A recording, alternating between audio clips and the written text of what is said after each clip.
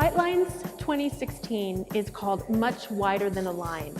It's an exhibition that brings together 35 artists from 17 countries. You will see 2 generations of artists, you will see 11 new commissions, and works from all over the Americas.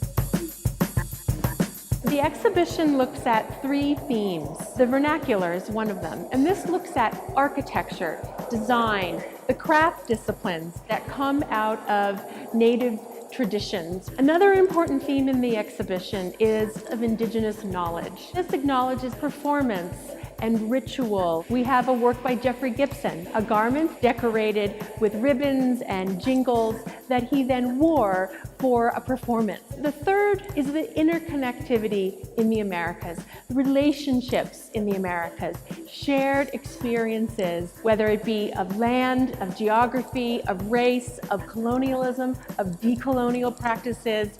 You see that in a number of the artists. Project Race and Class started by an article that was written by Columbia University in the 50s about Brazilian racism. They would ask people who they would think would be the most beautiful, the best worker, the most religious, the most honest, and so on. I started thinking that the project could be to speak about this methodology and about these themes, photographing people from the street and approaching people that were waiting for jobs in the squares, but also people from community centers, schools. So you have the chance of thinking that those photographs were related to this text somehow, and this plays a bit of a game with the audience that visits. The title of the work is Winter Stories During Springtime.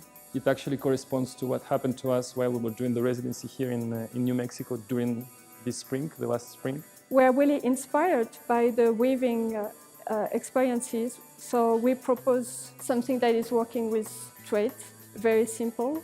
This is also maybe the impression you can have when you look at Indian blankets, something that you can think that is actually just decorative, and maybe actually it's more like political or really full of meanings. It is inspired on how the land itself is dealt from different kind of perspectives, how this perspective got into collision, and how this can be reflected in a sort of synthetization of different kind of conceptual operations.